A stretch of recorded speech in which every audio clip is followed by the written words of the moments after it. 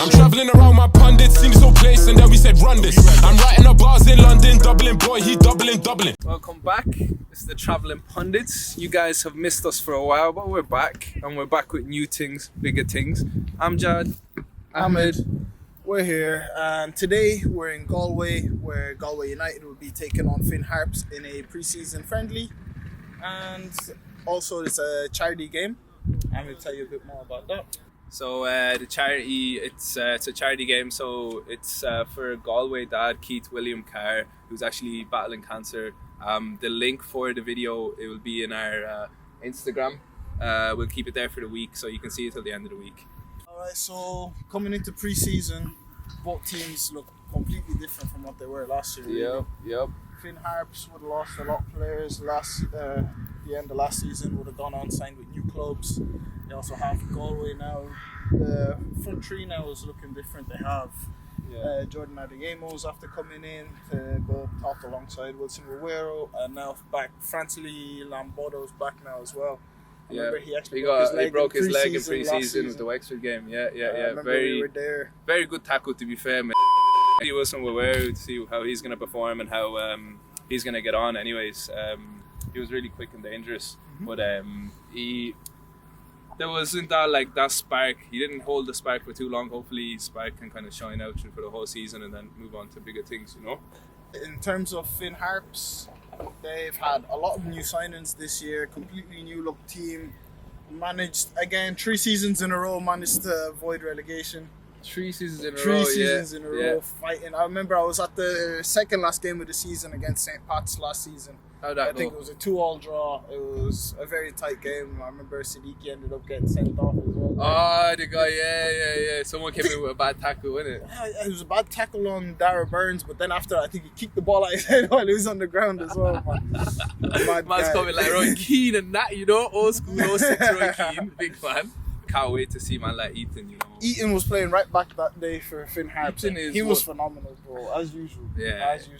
Back in our days, though, Ethan was playing centre mid. He was a centre midfielder, but like back in them days, you know, your star player is always going to be your midfielder. Like, and Ethan was definitely a star player for us back in our North End days, you know. And for Finn Harps last season. For Finn Harps, he was a dangerous player. Everyone was delighted to see when he got signed back. You could see in all the comments on Instagram. Everyone was like, "Oh, Ethan boy is back, yes, he's back." And even players that are against him were commenting saying, "I'm going to turn him inside out again and again and again and again."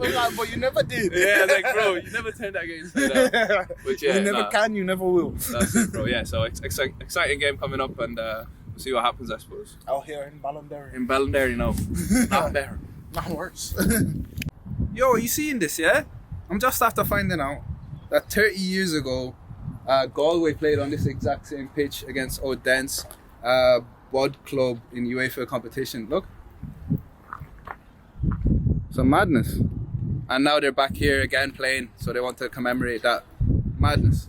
I know you're wondering what this is in my hand. And I'm coming to it. This right here is the Travelling Pundits Man of the Match Award. And you're wondering why this? Well, you find out. So I'm here today with John. He would have actually been around and been involved the first time that Galway played Odense in the cup. So I was in the committee.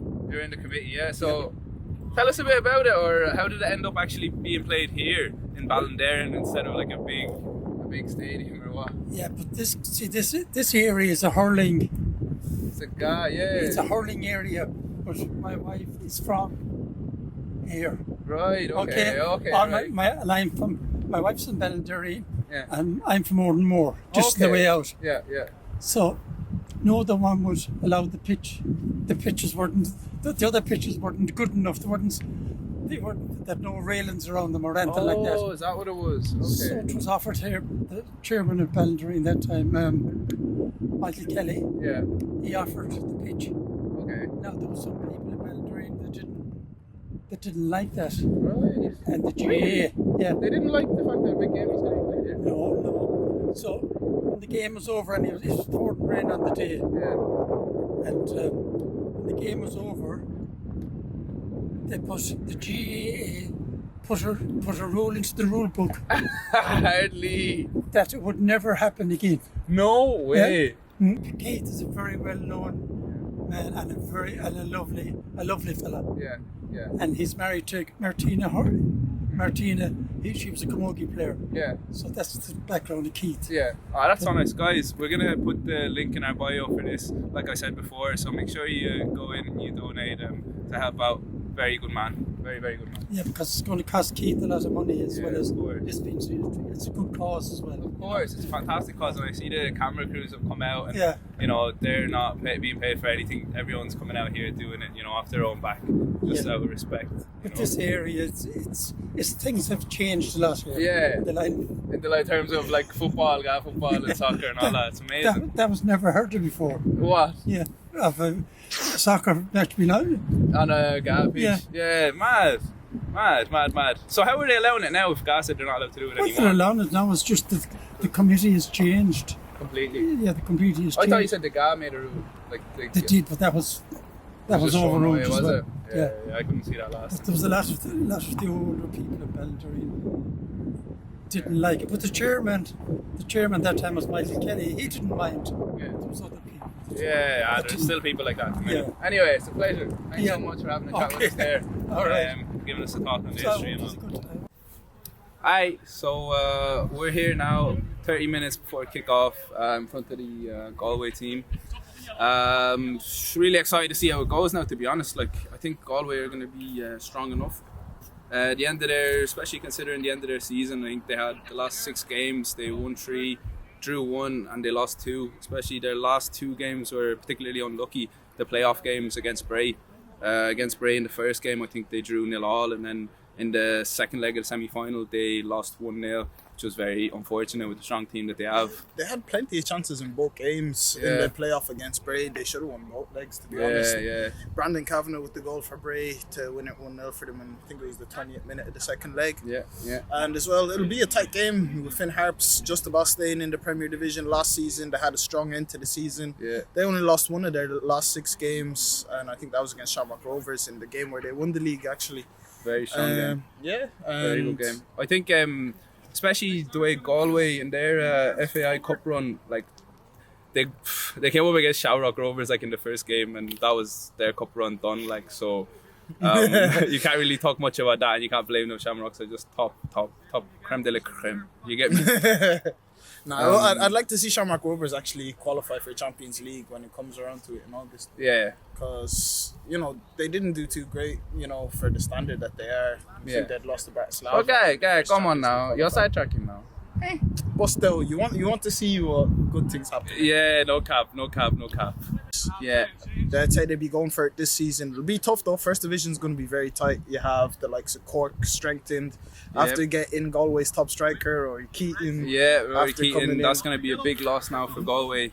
Top goal scorer, Rory Keaton's after banging in a serious amount of goals. A lot of he's a good shooter. Like, a lot of his goals were good strikes, like clean strikes. Remember the assist he got against Wexford last season? That chip ball, right over the top. It literally landed on your man's leg, bro. Tapping past Jimmy, I remember. Freak. And That then was you crazy. have for Galway, you also have Conor McCormick in the middle, built like a motherfucking brick house. He's a motherfucker. And they're lucky to have kept him. They're Biggest genuinely tank, I swear. guys, motherfucker. You see him behind those things. Which one? My guy, yeah. So we're gonna be talking about Finn Harps and that still. You get me? So my brother's gonna take that one for you, man. Still. So Finn Harps, tasty side. I can't lie. I actually really enjoyed going to their games last season. The 2 games that I got to see last season. What did you see? I was pretty impressed. The Pats game, second last game of the season, Yeah. down in Richmond Park. And that was at a stage where Waterford and Finn Harps were neck and neck, trying to avoid that 9th place, keep away from the drop. And How did that It go? was How tight. did that battle go? it was actually really, it was a really tight game, to be honest.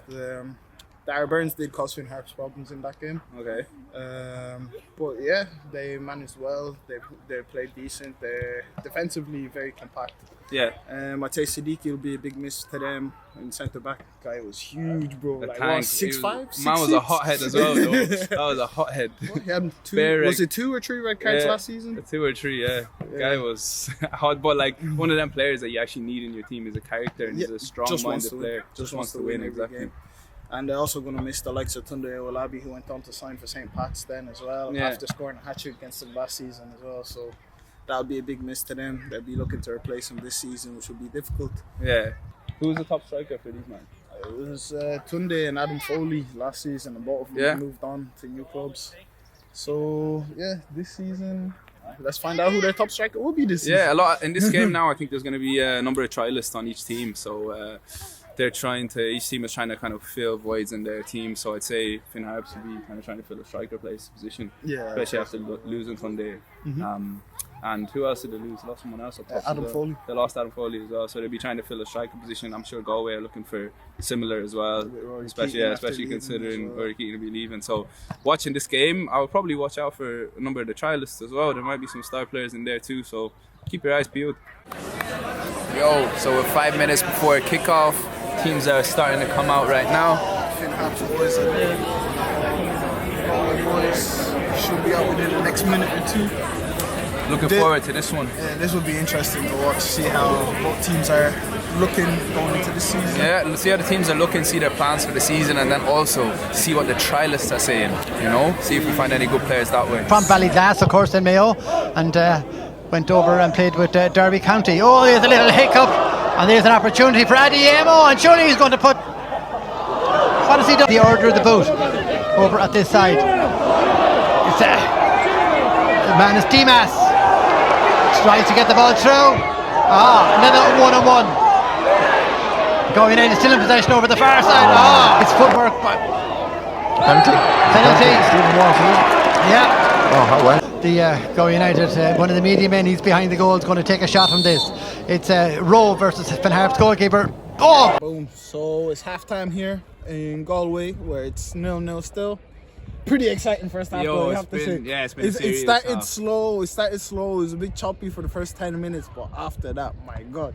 Big the amount of chances, I should be like... So many chances. But I would say, Galway had way more chances. Galway had all of the chances. But then at the same time, Finn Harps dominated most of the play. Yeah, Finn Harps controlled the midfield. So I think it's just Galway's pace on the counter-attack with their number 9 and then Adeyemo number 12 up front as well. It's unstoppable. The amount of chances that they had. Finn Harps' keeper started off shaky, but after that, he saved the penalty. Saved about 2 1-on-1s that were clean through. Galway missed a crazy 1-on-1 chance there. He was clean through and he just belted it over the bar. That was unfortunate, I'd say. Yeah, they had gotten past the keeper at that stage. He took 6-7 touches, was about 12 yards out, a slight angle, blasted over. I'd say the only thing that's lacking at the start was a bit of composure, a bit of rustiness, and then they got into the game a bit. But up front, there is still a little bit of rustiness, in the finishing, in the final touches, in the decision making in the final third. They have to make the decisions a little bit quicker. I think Jesse here, who signed back to Finn Harps on the right mid, isn't having his best game. He's finding it difficult to settle in.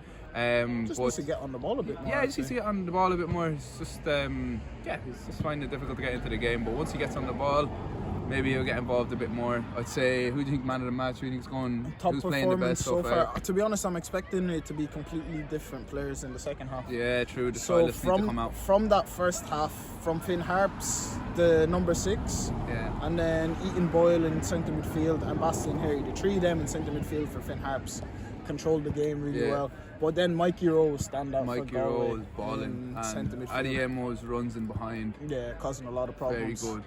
As well, the left back was solid for Galway. Controlling the game. Couldn't put 1-4 wrong. Yeah. Facts. Good half.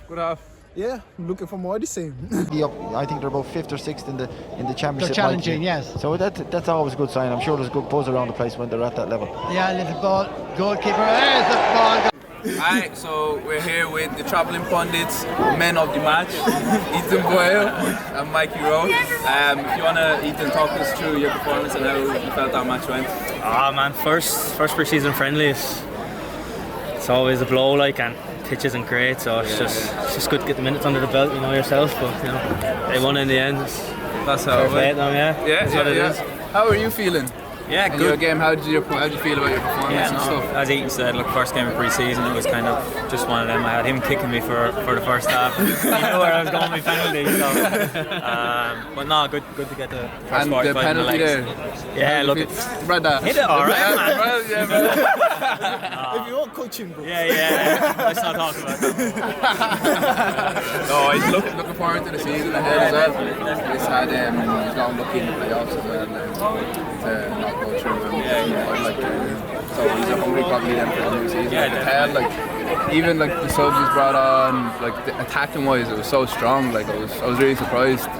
Fransley and Wilson when they came on as well, like made a big difference. And then who's number 12 in the first half? Was that Jordan.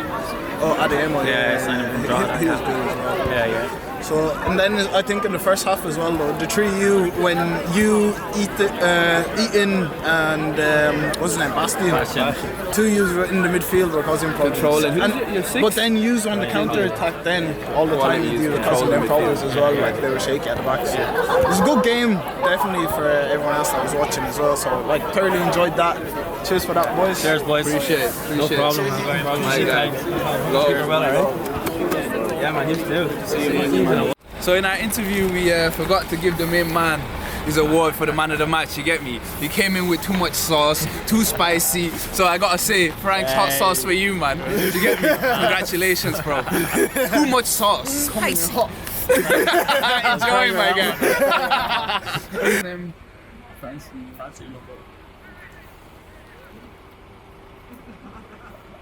So yeah, we're done. Full time, 1-0 Galway. Great goal by Francis Lomboto and a big confidence booster for Galway. Yeah, definitely. I think the second half was a bit more scrappy. Galway were, I'd say, better in possession. Yeah. I'd say that's mainly to do with had most of their first team players out there, and that would have made a difference as well. On the other hand, Finn Harps would have put more trialists on in the second half and taken off their regulars as well. You know, so I guess that might have influenced the game. I was very impressed with number 4, the trialist. Number four, their striker came off with Finn Harps. a lot of pace, good. energy, power up front. So Wouldn't be surprised to see him getting signed by Finn Harps in the next few weeks, to be honest, if he performs like that whenever he comes out again, if he does. Very good though, very good performance. I was impressed with number 23 for Galway as well. Oh yeah, the long hair. Yeah. And then as well, obviously David Hurley then one of the regulars, McCormack as well. Very good, they came on, very really good. impressive. In the first half, Mikey Rose definitely the Galway's best player. By far. Yeah, By head far. and shoulders. It was difficult then for Finn Harps, between Ethan, and Bastian Harry. and number 6. Need to get that guy's name, but he was balling We're getting out. there. It's pre-season. Guys, pre-season, yeah, a bit rusty as well. You know, players were also a bit rusty, you know. But yeah, good game. Finn Harps still a bit of work to do, but Galway looked very, very strong, and yeah, good season, shaping up to be a good season for them, anyways. So yeah, that's it. See you on the next episode. I'm travelling around my pundits, seen this whole place, and then we said run this. I'm writing up bars in London, Dublin, boy, he doubling.